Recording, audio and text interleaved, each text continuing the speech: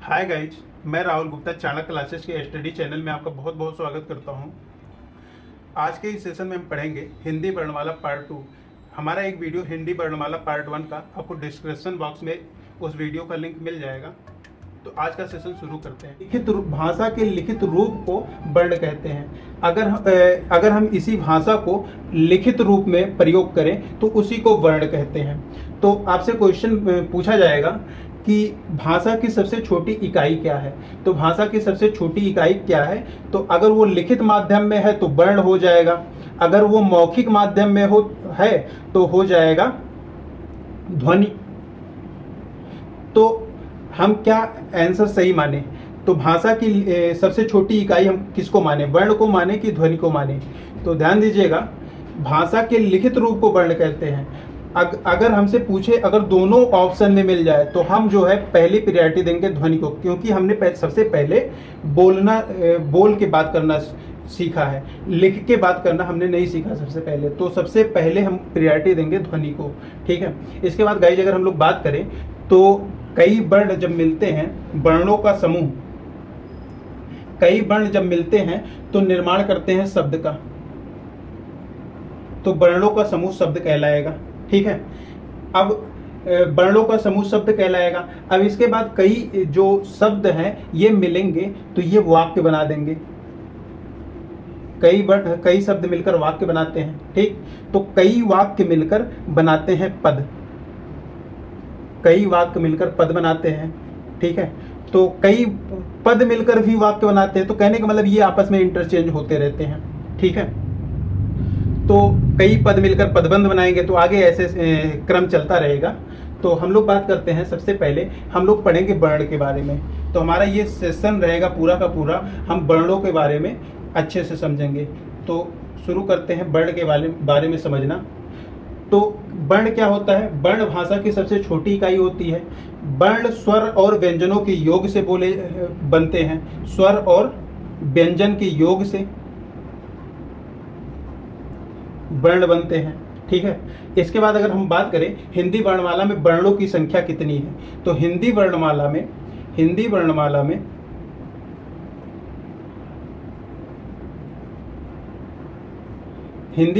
में वर्णों की संख्या कितनी है, तो हिंदी वर्णमाला में वर्णों की कुल संख्या है 52।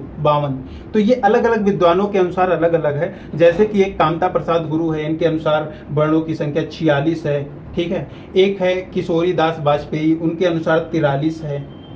और एक धीरेन्द्र कुमार वर्मा है, उनके अनुसार 53 है। और एक हिंदी के विद्वान है उदय नारायण तिवारी, इनके अनुसार 51 है। तो अलग अलग विद्वानों के अनुसार इन वर्णों की संख्या अलग अलग है, लेकिन हमें फोकस करना है 52 पे, ठीक है। कभी भी अगर किसी के अनुसार पूछा जाए तो वो होगा आगे पीछे। अगर हम लोग बात करें, अगर हमें किसी के अनुसार नहीं देखना है तो फिर वर्णों की संख्या क्या है, 52 है। तो हम इसी को ऑथेंटिक मानेंगे और इसी पे हमारा सेशन बेस्ड ऑन होगा। आगे बढ़ते हैं। तो हम लोग करते हैं ये, अच्छा 52 होते कैसे हैं, तो इसमें से क्या है 52 कैसे बनेंगे। स्वर की संख्या क्या है, हिंदी वर्णमाला में स्वर की संख्या कितनी है, तो स्वर की संख्या 11 है। व्यंजन की संख्या कितनी है, व्यंजन की संख्या हो गई 33, ठीक है। अच्छा, व्यंजन 33 हो गए। और अयोगवाह के कितने हैं, अयोगवाह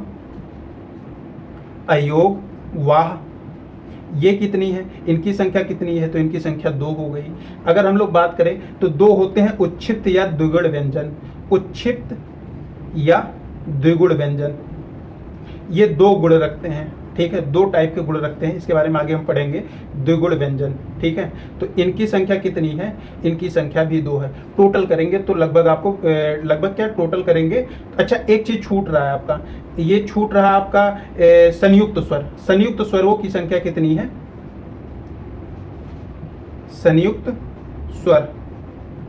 संयुक्त स्वरों की संख्या 4 है, ठीक। तो टोटल करेंगे कितने हो गए, टोटल हो जाएंगे आपके 52, जोड़ देते हैं, हाँ 52 हो गए। तो टोटल आप करिएगा तो 52 हो जाएंगे। तो अच्छा, एक एक करके हम लोग वर्णों के बारे में समझते हैं। तो मिटा,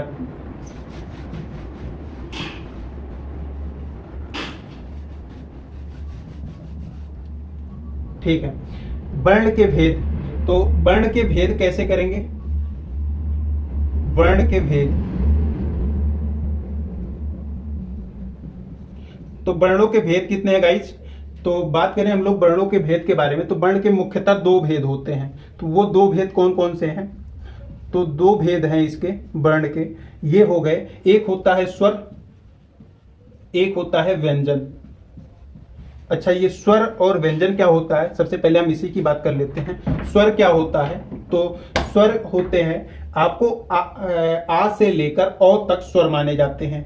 आ, स्वरों की संख्या 11 हमने पढ़ी है वैसे भी। तो आ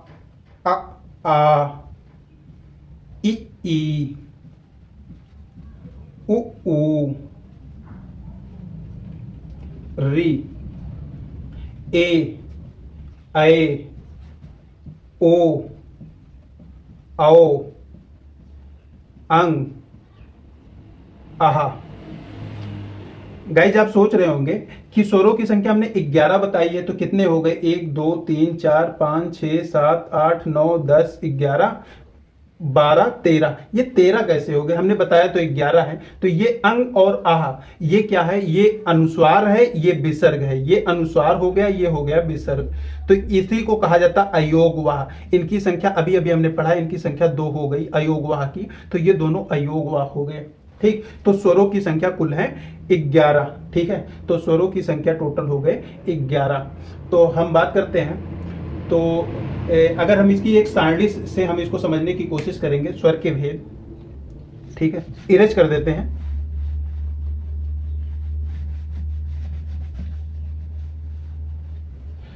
तो स्वर के भेद, अगर हम इसकी एक सारणी देखिएगा, स्वर के भेद।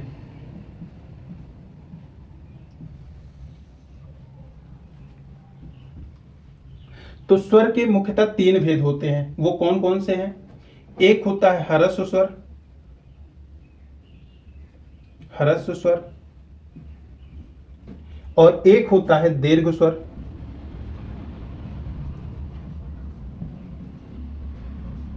और एक होता है प्लुत स्वर।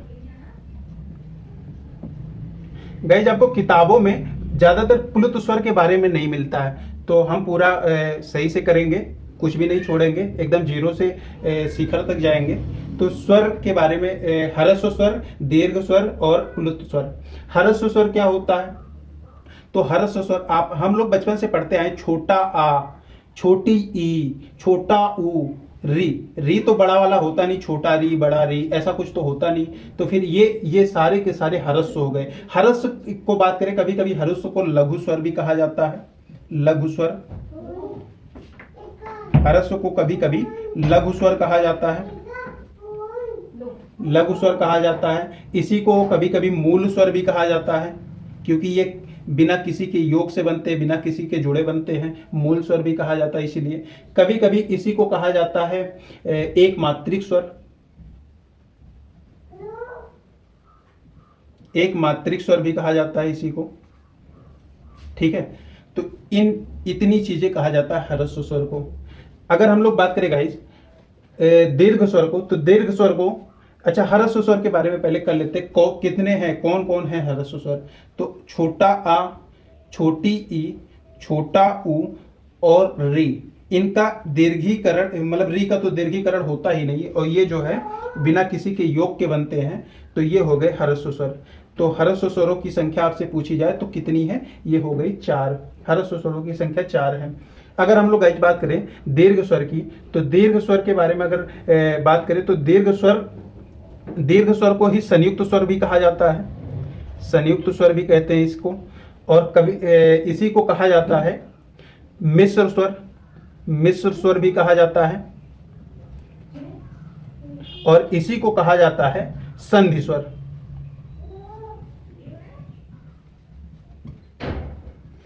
अच्छा, इसी को कभी कभी कहा जाता है गुरु स्वर। ठीक है, गुरु स्वर।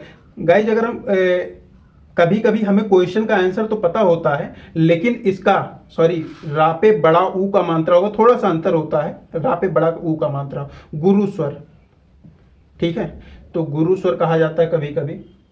तो अगर हम गाइज बात करें, कभी कभी हमें क्वेश्चन का आंसर तो पता होता है, लेकिन क्या होता है, लैंग्वेज नहीं पता, लैंग्वेज नहीं समझ में आता, लैंग्वेज की वजह से हमें आता हुआ क्वेश्चन हमारा गलत हो जाता है। तो अगर बात करें दीर्घ स्वर की, तो दीर्घ स्वर को वापस दो भागों में डिवाइड किया गया है, दो भागों में बांटा गया है। तो इनको क्या कहा गया है, ये इन्हीं को, एक होता है सम स्वर, दीर्घ स्वर में सम दीर्घ स्वर, और ये हो गया विषम दीर्घ स्वर, विषम दीर्घ स्वर। ठीक है, तो सम दीर्घ स्वर, विषम दीर्घ स्वर, इसी को, अच्छा, सम दीर्घ स्वर को इसी को मूल स्वर भी कहते हैं, मूल स्वर भी इसी को कहते हैं, और इसी को इसको कहते हैं संयुक्त स्वर, संयुक्त दीर्घ स्वर, संयुक्त दीर्घ स्वर इसे बोलते हैं। अगर गाइज हम लोग बात करें इसका, तो इसकी संख्या कुल 3 है। कौन कौन से, तो बड़ा आ, बड़ी ई, बड़ा ऊ, और इसका तो बड़ा होता ही नहीं है। ठीक है, तो इतने ही है, इसकी संख्या 3 है। अच्छा, ये किससे बनता है, ये कैसे बनता है, आ और आ से। ठीक है, दो छोटे आ मिलेंगे तो बड़े आ का निर्माण होगा। ठीक, ई कैसे बनेगा, ई से। ठीक, दो छोटी ई, उ उ, तो दो छोटा ऊ। ठीक है गाइज, अगर इसके बाद हम बात करें विषम का, इसमें आप लोग देख रहे होंगे प्लस के दोनों तरफ के स्वर समान है, इसीलिए इसको सम दीर्घ स्वर कहते हैं। इसमें क्या होगा, इसमें कितने हैं, दीर्घ स्वर में क्या होगा, संयुक्त दीर्घ स्वर में ए, ए, ओ, औ। ए किसे बना है, आ और ई से। ए किससे बना है, आ और ए से। ओ किससे बना है, आ और ऊ से। औ किससे बना है, आ और ओ से।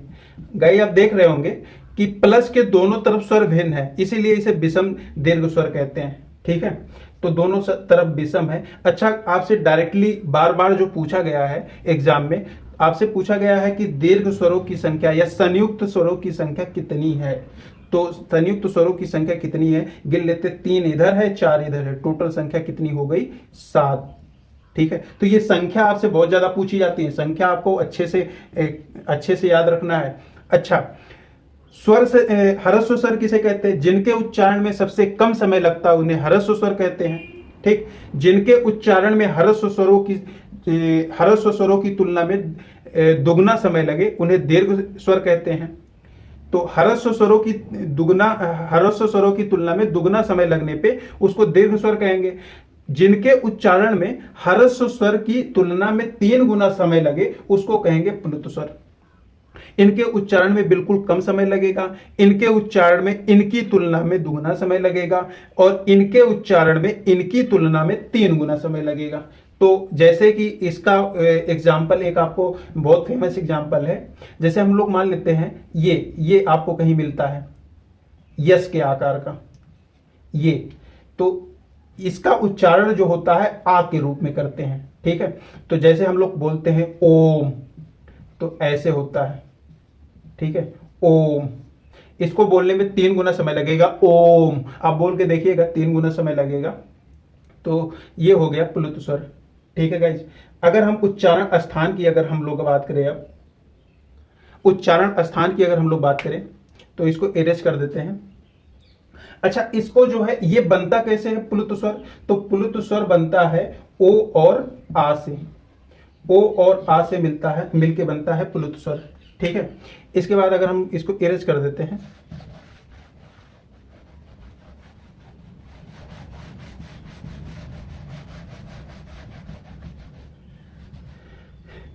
एग्जाम में आपसे उच्चारण स्थान पूछा जाएगा, स्वर के भेद पूछे जाएंगे। तो अगर स्वर के नॉर्मली भेद पूछे जाएं तो स्वर के मुख्यतः 3 भेद होते हैं, ह्रस्व स्वर, दीर्घ स्वर, प्लुत स्वर। अगर आपसे कभी भी पूछा जाए उच्चारण स्थान के आधार पर स्वर के भेद बताइए, तो उच्चारण स्थान के आधार पर स्वर के भेद, तो टोटल स्वरों की संख्या 11 ही है।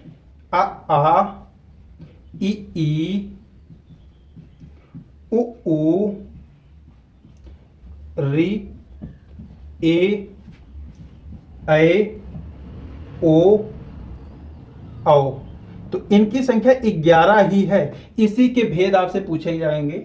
आपसे पूछेगा कि उच्चारण स्थान के आधार पर स्वर के भेद बताइए। तो उच्चारण स्थान के आधार पर अगर पूछा जाए आपसे, उच्चारण स्थान के आधार पर, तो उच्चारण स्थान के आधार पर स्वर के कितने भेद हैं? तो उच्चारण स्थान के आधार पर स्वर के 6 भेद हैं। वो कौन कौन से हैं देखिएगा कैसे।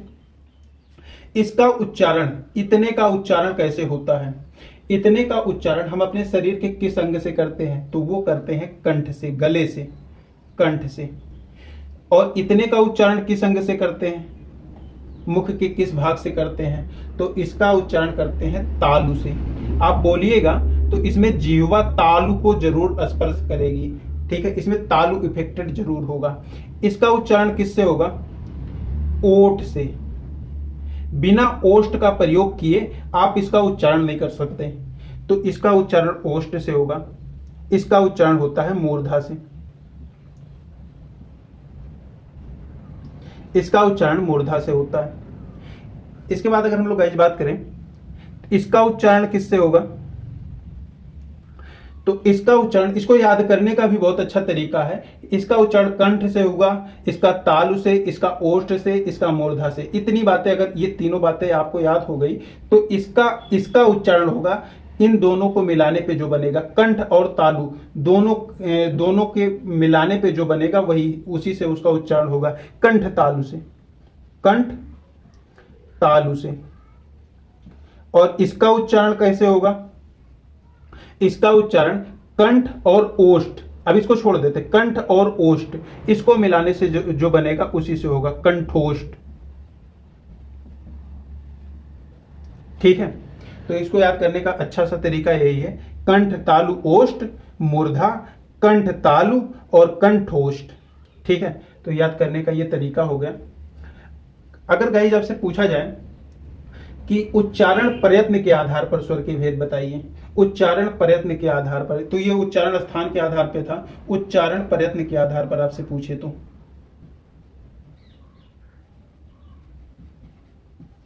उच्चारण प्रयत्न के आधार पर स्वर के कितने भेद होते हैं? तो उच्चारण प्रयत्न के आधार पर स्वर के कुल भेद होते हैं 4। वो 4 कौन कौन से हैं? एक होता है विवृत। विवृत में क्या होता है? इसमें विवृत का अर्थ ही होता है, शाब्दिक अर्थ ही होता है मुख का खुला होना, मुख का खुला होना। इसका शाब्दिक अर्थ होता है मुख का खुला होना। तो उच्चारण विवृत में क्या होगा? ऐसे वर्ण बोले जाएंगे जिसमें मुख पूरा खुला होगा। तो आ बोल के देखेंगे आप लोग तो इसमें मुख पूरा खुला होगा। इसके बाद क्या होगा? अर्धविवृत। अर्धविवृत में क्या होता है? अब आधा मुख खुला होगा,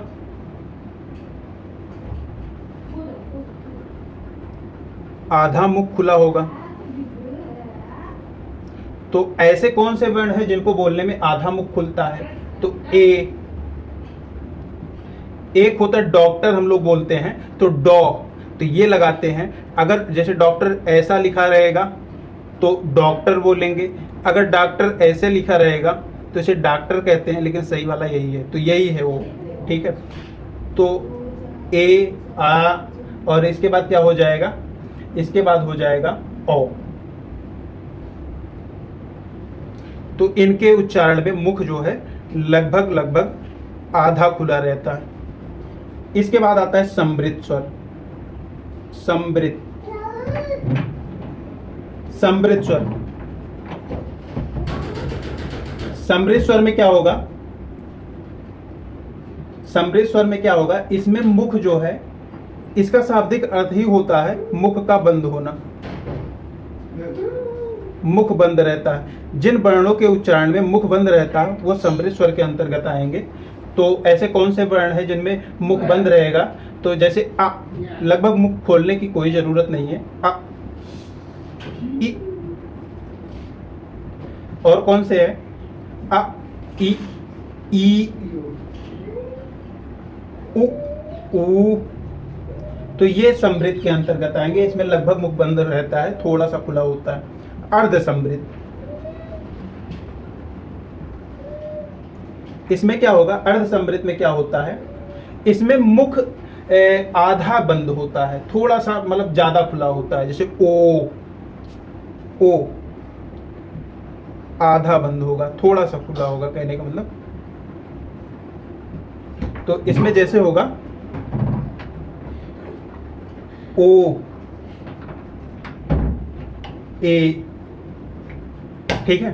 तो ये हो गए समृद्ध।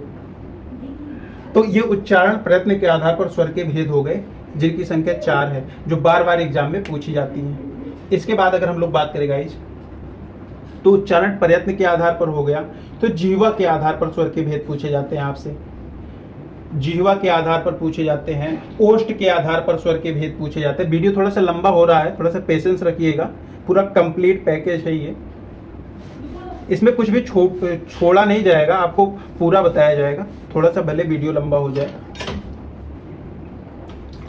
अगर हम लोग गाइस बात करें ओष्ठ के आधार पर स्वर के भेद, ओष्ठ के आधार पर स्वर के भेद,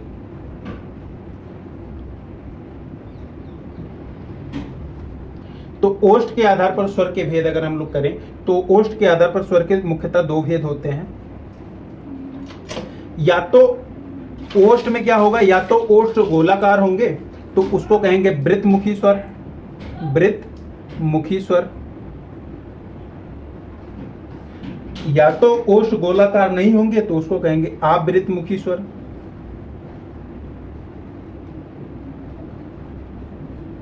वृत्तमुखी में कौन कौन से स्वर आएंगे? जिनको बोलने पे ओष्ठ, आप बोल के देख लीजिए, जिनको बोलने में ओष्ठ गोलाकार हो, जैसे उ, ऊ। और कौन से हैं? ओ,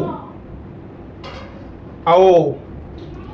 बिना आप ओष्ठ गोलाकार किए आप बोल नहीं सकते इन वर्णों को। तो ये वृत्तमुखी स्वर हो गए। आप वृत्तमुखी में कौन कौन से, जो इसमें से बच गए, इसमें से आप देखिएगा जो बच गए सारे के सारे आप वृत्तमुखी हो गए। तो कौन कौन से बच रहे हैं? आ, ई, ऊ तो हो गया है, ऊ दोनों हो गए हैं, ठीक है। री, इसके बाद क्या है? ए, टोटल 11 हो गए। इसमें 4 हो गए, बाकी इसमें हो गए 7। तो 7 4 11। तो ओष्ठ के आधार पर स्वर के भेद, जिसमें से 4 होते हैं वृत्तमुखी और 7 होते हैं